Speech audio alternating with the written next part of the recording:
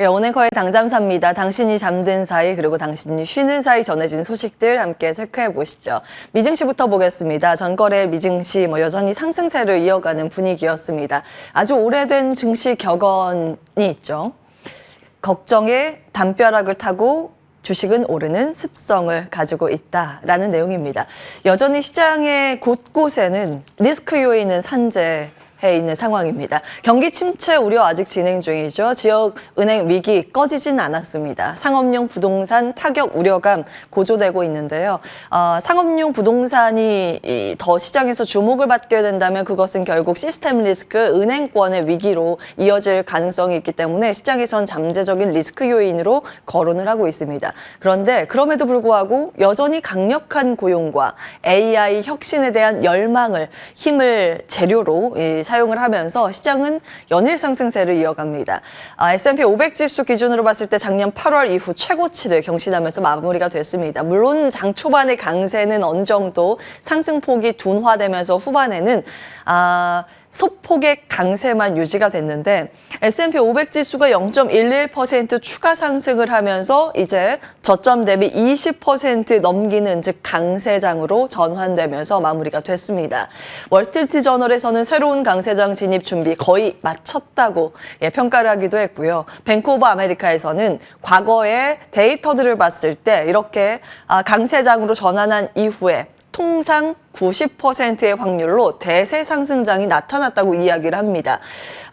주가는 12개월 플러스 수익률을 기록했는데 평균 수익률이 당시에 1년 정도 봤을 때 19%의 지수 상승률을 기록했다라는 그런 레포트를 내면서 이제 시장 강세 시작이라고 의견을 내기도 했습니다. 월가에서도 IB 쪽에서도 올해 말 S&P 500 지수의 목표치를 줄줄이 상향 조정했습니다. 골드만삭스는 그 이전에는 기술주만 지수를 끌어올리는 양상이었는데 최근 들어서 가치주와 경기 민감주가 함께 상승을 하며 전방위적인 상승세의 확산이 이어지고 있기 때문에 추가적으로 지수의 상승 여력 충분하다고 이야기를 하기도 했고요. BMO 캐피털에서는 화끈하게 S&P 500 지수 목표치를 4,550까지 끌어올렸습니다. 그런데 경계 목소리도 지금 사실 만만치 않습니다. 이날 강세장으로 S&P 500 지수가 전환을 하자 확실히 IB 쪽에서는 시장 더 갈 것이라는 목소리가 우세하게 나오긴 했습니다만 일각에서는 그래도 돌다리도 두들겨보고 건너야 할 필요가 있다는 목소리도 만만치 않게 나옵니다. JP모건이 그 중에 하나였는데요. 지금 시장은 지나치게 낙관적이라고 이야기를 했습니다. 여기에서 20% 하락하는 이 가능성도 우리가 배제할 수 없다고 이야기를 했는데 그 이유는 인플레이션입니다. 인플레이션의 이 변동성을 채권 수준으로 봤을 때 그대로 주식시장에 대입을 해서 보면 여기에서 추가 하락 가능성이 충분히 열려 있다는 그런 논리고요. UBS에서는 지금은 반등세지 완전히 사상 최고치로 나온 건 아니기 때문에 역사상 최고치를 경신하기 전까지는 약세장 바닥을 찍었다고 보기는 어렵다고 이야기를 하고 있습니다. 메인스트리트 리서치에서도 지금 역사적으로 봤을 때 저점 대비했을 때 20%의 상승 이후에 대세 하락을 보인 경우도 있기 때문에 베어마켓 랠리 가능성도 배제할 수 없다고 이야기를 하고 있습니다. CNN 이 제공하는 공포 탐욕 지수 상으로 보시면 이쪽에 탐욕 쪽, 특히 극도의 탐욕 영역에서 최근 움직이고 있습니다. 점차적으로 우측을 향해 요즘 기울여지는 모습이 포착이 되는데요. 이 데이터는 심리를 읽을 수 있습니다. 탐욕이 우세할 만큼 시장의 강세장의 이 분위기, 기대감이 높다고도 볼 수 있지만 한편으로는 그만큼 단기간 이 강세 흐름을 보였고 지금 탐욕이 끝까지 치닫고 있는 그런 위치이기 때문에 여기 그만큼의 차익 욕구도 같이 늘어나고 있다고도 볼 수 있습니다. 그래서 여기에서 이제 약세장이 나오더라도 이상할 게 없는 증시라고도 일컬어집니다. 엔비디아 부회장도 CFO도 이 엔비디아 자신의 주식을 매도한 것으로도 이제 집계가 되고 있는데요. 5월 이후 임원 6명이 우리나라 돈으로 환산하면 100억 원어치를 매각한 것으로 집계가 됐습니다. 총 금액과 주식 수 기입을 해봤는데 그 가장 많이 판 임원은 10만 주를 팔았다고 집계가 됐고요. CFO는 6천 주 정도, 그리고 부회장도 2만 주 이상 매각한 것으로 집계가 되고 있습니다. 그렇기 때문에 어느 정도 이제 단기간 급등에 따라서 차익 욕구도 시장에서는 커지고 있다는 점은 염두에 두실 필요는 있겠습니다. 부동산 이야기를 간략하게 좀 하고 업데이트하고 넘어가겠습니다. 이제 오피스 시장의 상황이 과거 2008년 글로벌 금융위기, 이제 리먼 파산 사태만큼 심각하다는 집계치가 공개됐습니다. 미국의 부동산 서비스 회사인데 세계 오피스 공실률 3월 말 기준으로 12.9%로 집계가 됐습니다. 그런데 2008년 글로벌 금융위기 그 영향권에서 움직였던 2009년과 2010년도의 공실률이 13.1%를 기록했습니다. 지금 현재 구간과 차이가 거의 나지 않다라는 걸 확인해 보실 수 있고요. 특히 주요 도시들은 역사상 최고치를 넘긴 지역도 있습니다. 시카고, LA, 샌프란시스코 등의 주요 도시는 20% 안팎에서 지금 움직이고 있고, 상하이, 홍콩 등의 중국 주요 도시는 15% 이상을 기록하고 있습니다. 그만큼 지역별로 봤을 때는 과거의 리먼 사태보다 더 심한 지역이 나오고 있음을 확인해 보실 수 있습니다. 배경은 명확하죠. 코로나19 이후에 재택근무가 확산되면서 이제 근무의 형태가 조금 변화한 영향도 있습니다. 그리고 미국의 특히 기술기업 쪽에서 감원을 많이 하기 때문에 굳이 사무실이 필요하지 않게 되는 현상, 그럼으로써 이 오피스 자체 공실이 좀 늘어나고 있다고 합니다. 그런데 이 부동산 시장, 특히 이제 상업용 부동산은 결국에는 은행권의 리스크와도 맞닿아있기 때문에 이 부분이 지금 당장 우려감은 아니지만 잠재적인 리스크이기 때문에 관철은 필요하다라는 목소리는 기억을 해보셔야겠습니다. 자, 그리고 이제 수급적으로 봤을 때 또 부담이 되는 요소가 이번 주부터 시작이 됩니다. 재무부, 지난번에 이제 말씀을 드렸던 것처럼 미국은 부채 한도 협상을 하는 그 과정 중에서 재무부가 가지고 있는 현금을 계속 써왔습니다. 긴급적으로 써왔는데 그 부분을 이제 메꿔야 합니다. 이번 주부터 국채 발행을 하면서 재무부 현금 보유액을 늘리게 될 텐데요. 국채를 발행한다는 건 그만큼 시중에 있는 자금을 끌어온다는 거겠죠. 시중에 있는 자금들이 쪼그라들면서 위험자산 등 이제 주식시장의 반응, 이 소화 과정이 어떻게 나오는지 여부는 이번 주부터 보셔야겠습니다. 일반 계좌 잔액이 지금은 700억 달러로 집계가 되는데요. 이걸 이번 달 말 기준으로 4,250억 달러까지 끌어올리겠다는 방침입니다. 당장 오늘 밤에 발행 규모 보시면 단기 국채 T빌이라고 아실 텐데요. 이 규모가 벌써 1,230억 달러 예정이 돼 있습니다. 그리고 3년물과 10년물 경매 붙일 금액이 각각 400억 달러, 320억 달러입니다. 하루만 이렇게 진행을 해서 총 1,950억 달러부터 시작을 해서 이제 순차적으로 이렇게 늘릴 계획인데요. 그만큼 시장에서 이제 유동성 압박을 어느 정도까지 받게 되는지, 그리고 이것을 어떻게 소화하는지 여부가 이번 주에 중요한 관전 포인트입니다. 그 밖에 이번 주는 정말 중요한 게 통화정책이라는 부분이겠죠. 미국과 유럽과 일본 다 집중이 돼 있습니다. 특히 이제 미국 연준 FOMC는 현지 시간 13일에서 14일 두 번째 날에 결과 발표를 하게 되는데 그 바로 직전에 소비자 물가지수 발표가 있습니다. 그래서 소비자 물가지수 공개 수치에 따라서 시장 큰 변동성을 보일 가능성 염두에 두셔야겠는데요. 사실상 FOMC 회의에 들어가기 바로 직전에 나오는 내용이기 때문에 이것을 반영시켜서 통화정책을 발표할지 여부는 미지수입니다만 그만큼 시장에 그 심리에 영향을 미칠 만한 이슈이기 때문에 주목을 하셔야겠습니다. 그리고 이 결과 발표, 특히 점도표와 기자회견에서 파월 의장이 어떤 뉘앙스를 시장에 던져주는지가 더욱더 중요하겠습니다. 그 이유는 이번에는 동결 가능성이 좀 압도적으로 많이 모아지고 있습니다. 그런데 이 동결이 금리 인상을 끝내는 진정한 동결인가? 거기에 아니라는 의견이 적지 않게 제시되고 있는 상황이거든요. 일명 미국에서는 매파적 동결이라고 해석을 합니다.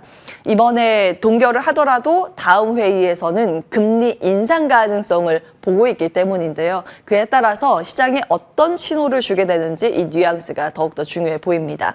그리고 나서 바로 이어서 도매 물가인 PPI 발표 예정인데 유럽권에서도 15일 22 통화정책회의 예정이 돼 있고 그 다음날 일본 BOJ의 통화정책 예정이 돼 있는데 이 유럽권은 기술적으로 경기 침체라고 지금 해석이 되죠. 그런 와중에 물가도 안 잡히기 때문에 여긴 계속해서 금리 인상 가능성이 높습니다. 이에 대한 평가도 같이 들여다보셔야겠습니다.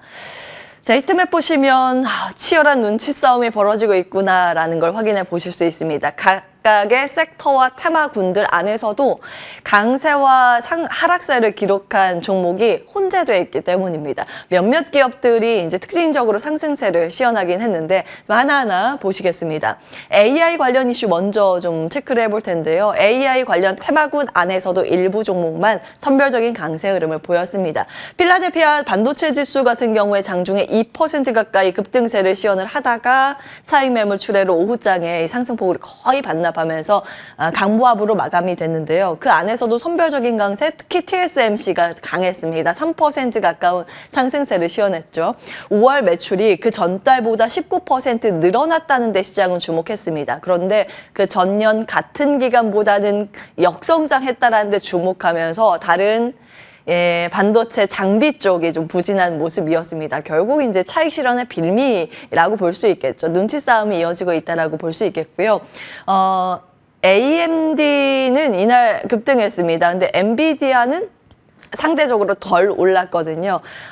그동안 이제 상승세가 굉장히 강했던 종목의 차익 욕구는 여전히 좀 내재가 돼 있고 덜 오른 종목 찾기에 시장을 주목하고 있다라고 해석도 가능합니다. 일부 반도체 기업 안에서도 선별적인 강세가 있었는데 그동안 우리 시장에 이제 반도체 상승세를 견인했었던 엔비디아가 최근 주춤했기 때문에 오늘 우리 시장에서 반도체 관련주 일부 종목의 차익 욕구, 차익 매물 출회가 나오는지 여부가 하나의 중요한 관전 포인트가 되겠습니다. 테슬라는 연일 강세입니다. 11거래일 연속 상승 행진을 이어가고 있고요. 이 가운데 가장 선명한 상승세를 시연한 종목이 바로 테슬라입니다. 2021년 1월 이후 최장기간 상승세를 지속하고 있고요. 연초 대비했을 땐 거의 100% 가까운 상승권 유지를 하고 있는 모습입니다. 지난주 금요일에 말씀드린 것처럼 전기차 충전소를 다른 완성차 업체에게 개방한다는 이슈로 인해서 포드나 GM도 같이 상승을 했지만 이때 이제 말씀을 드린 두 가지 관전 포인트죠. 인프라 구축을 할 때 가장 먼저 그 인프라 사업에 뛰어들어서 선점한 기업이 얼마나 호평을 받는가를 알 수 있는 대목이라는 점. 그리고 또 한 가지는 그 전에 바이든 대통령이 슈퍼차저 이용하고 있는 거 테슬라만 쓰지 말고 다른 완성차에게 오픈을 해서 공유를 해라. 그러면 우리가 IRA 법안 더 수혜를 주겠다라는 점. 그에 대한 수혜 기대감으로 연결해 볼 수 있겠습니다. 확실히 IRA 법안의 수혜 그 폭이 점차적으로 테슬라에게 이제 우호적으로 바뀌고 있다는 점도 하나의 중요한 관전 포인트겠습니다. 지난주 금요일에 앞서서 말씀드린 그 두 가지 포인트로 배터리 관련주와 충전소 관련주 국내 연관돼 있는 기업들 쭉 정리해드렸고요. 그때 그 화면 그대로 가지고 왔습니다.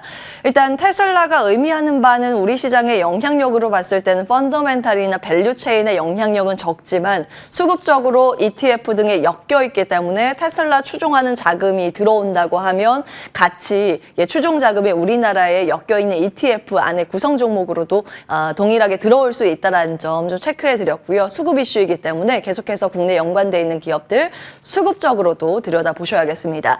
자, 국내 증시 보겠습니다. 전거래일에 코스피는 연중 최고치를 갈아치웠습니다. 1% 이상 급등하면서 2641선 찍고 종가를 썼고요. 코스닥 지수도 요즘 양호한 표정으로 흐름을 이어가고 있습니다. 이 강세장의 숨은 공신이 중후장대라는 평가가 나오고 있습니다. 조선, 기계, 철강 섹터 올해 들어서의 상승률을 쭉 기입해봤고요. 투자 포인트는 그동안 많이 정리를 해드렸기 때문에 여기까지 봅니다.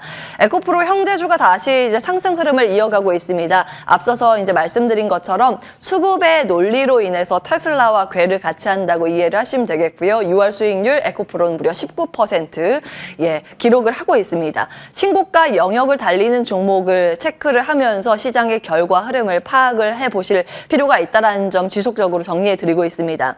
역사적 신고가, 52주 신고가 종목들 쭉 정리를 해봤고요.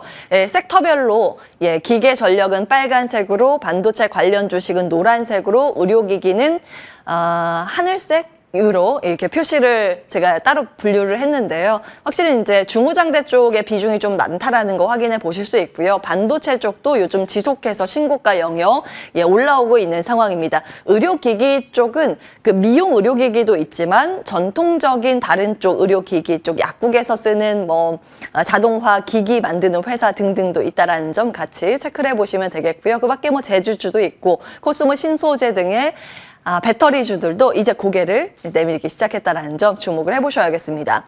그 밖에 이제 움직였었던 종목별 흐름, 전거래일의 등락률을 같이 기입을 해봤고요. 반도체는 알고 계시다시피 정부 기술 투자 모멘텀을 추가적으로 장착하면서 전거래일의 우후죽순으로 급등세가 연출이 됐습니다. 미용기기는 이 부분 굉장히 중요해서 다시 한번 정리해드리겠습니다. 지난주 금요일에 당잠사에서 말씀을 드렸던 내용인데 한엔컴퍼니가 루트로닉을 공개 매수했는데 이것이 개별 종목의 이슈가 아니라 이 업종의 이슈로 볼 필요가 있다라는 점 이제 관전 포인트로 그때 말씀을 드렸는데요. 그도 그럴 게 벌써 올 들어서만 두 번째 의료기기 인수 및 공개 매수 이슈이기도 하고요. 이 공개 매수라는 건 기본적으로 세 가지 관전 포인트를 같이 연결해서 보셔야 합니다. 경영권 프리미엄, 즉 이 공개 매수를 한다라는 것은 자손에게 경영권을 이양하기 어려운 환경일 가능성이 굉장히 높습니다. 그래서 다른 기업에게 이제 넘기는 이양 과정 중에서 발생하는 경우도 있고요.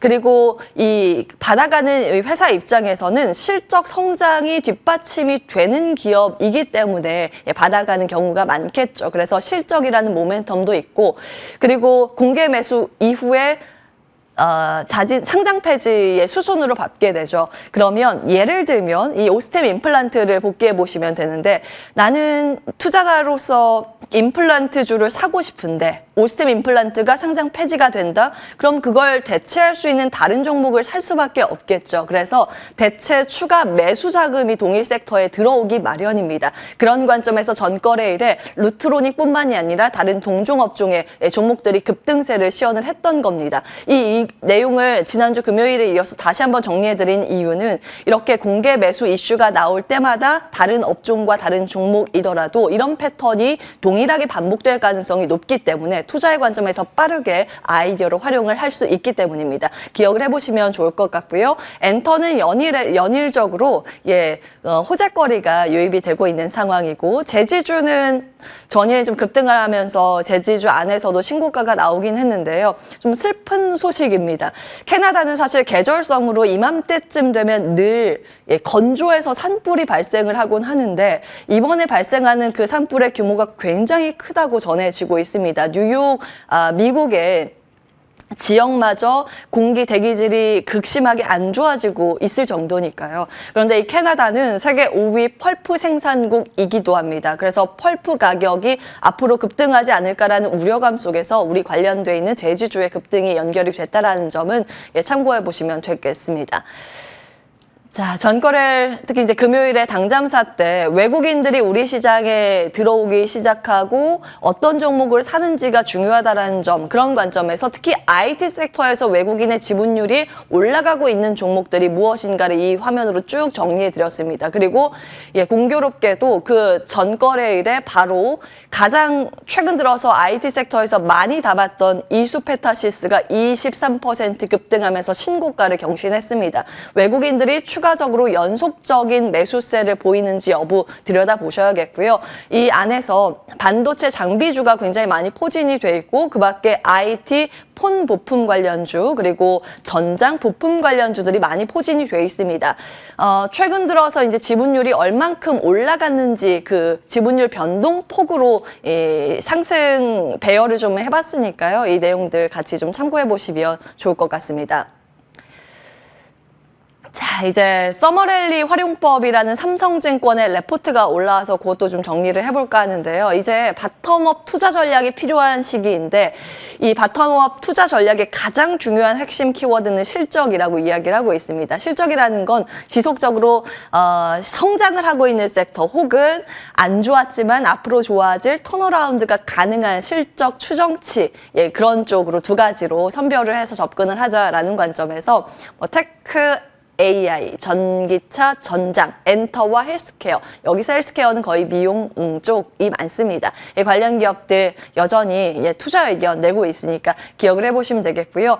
이번 주에 테마 일정들 쭉 정리를 해봤습니다. 수요일에는 배터리 일정이 있습니다. 인터배터리 유럽 개최 일정이 있고, 목요일에는 게임 일정도 있지만 카타르 통상산업장관 방한 일정이 있는데요. 카타르는 최근 들어서 조선과 같이 궤를 하는 테마 이슈이기 때문에 기억을 해보시면 좋을 것 같습니다. 이에 따라서 삼성증권에서 이번 주에 관심을 가질 테마로 반도체, 배터리, 조선을 꼽고 있습니다.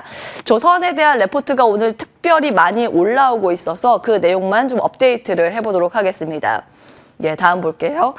클락슨 신조선가의 흐름이 요즘 계속 이제 상승세를 시현하고 있거든요. 조선 리포트 오늘 올라온 것만 이제 3가지 정리하고 넘어갈 텐데, 신조선가의 상승세를 어떻게 볼 것인가. 조선가는 올라가고 있는데 발주 자체는 좀 감소세를 기록하고 있습니다. 이건 이제 수치 점검상 기록을 해봤는데, 이렇게 수주의 증감으로 조선주를 판단하는 것은 다울에서는 촌스럽다고 언급을 하고 있습니다. 레포트 문장 그대로 좀 가지고 왔고요. 수주 잔고의 증감을 확인하는 건 결국 신조선가의 앞으로의 흐름을 판단하기 위함이기 때문에 가장 중요한 건 신조선가라고 하면서 조선 호황의 향기 여전히 나오고 있다. 투자 의견을 내고 있습니다. 관련해서 비중 확대 유지 의견 삼성중공업, 현대미포조선, HD 현대중공업, 다울 투자증권에서는 꼽고 있고요. 하이투자증권에서는 지금 조선 반등의 초입이라고 이야기를 하면서 현대미포조선과 대우조선해양, 그리고 기자재 쪽에서는 HSD 엔진을 꼽고 있습니다. 같이 참고해 보시면 좋을 것 같습니다. 오늘 여기까지 합니다. 오늘 거의 당잠사였습니다.